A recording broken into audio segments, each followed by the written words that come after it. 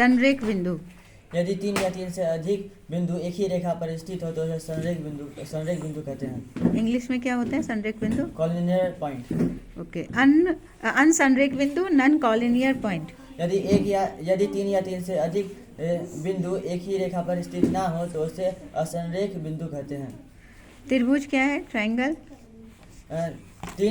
तीन असंरेख बिंदुओं से बने हुए आकृति को त्रिभुज कहते हैं।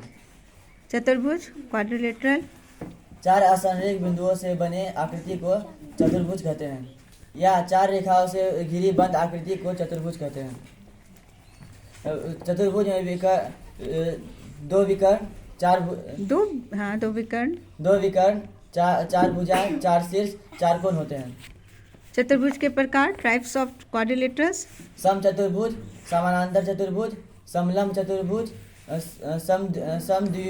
समलंब समद्विबाहु चतुर्भुज, पतंग, आयत, वर्ग।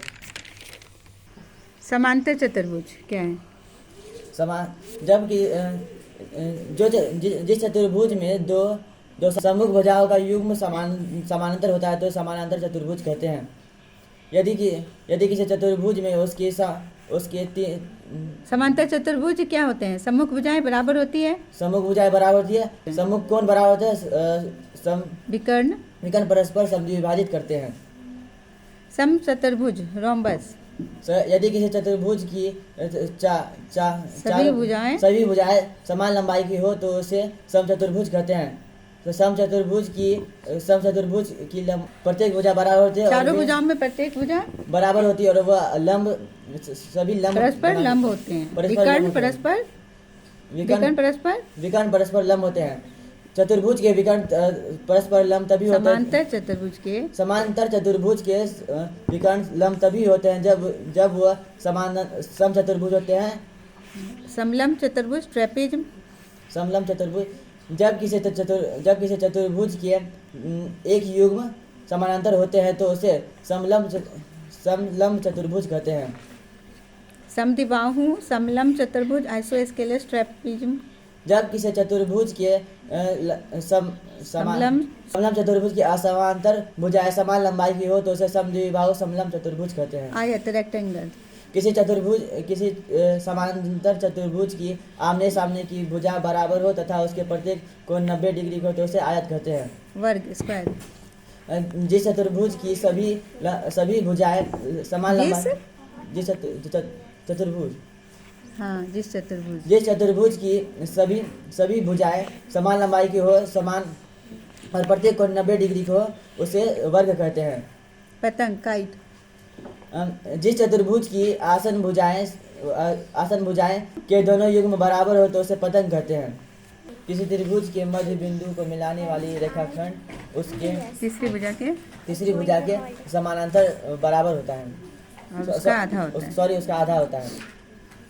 किसी त्रिभुज की एक भुजा के मध्य बिंदु से किसी त्रिभुज की मध्य बिंदु से मिलने वाली रेखा दूसरी खींची गई समांतर रेखा से दूसरी भुजा के समांतर खींची गई रेखा से तीसरी भुजा बराबर होती है। समद्विभाजित करती है। ये पतंग है।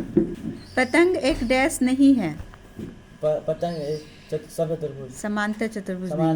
आयत या समचतुर्भुज एक डैश नहीं है। आयत या समचतुर्भुज एक डैश नहीं है। वर्ग नहीं है। वर्ग एक आयत है, वो एक डैश भी है।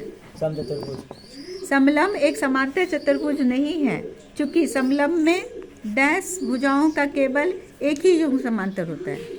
भुजाएं कौन सा भुजा?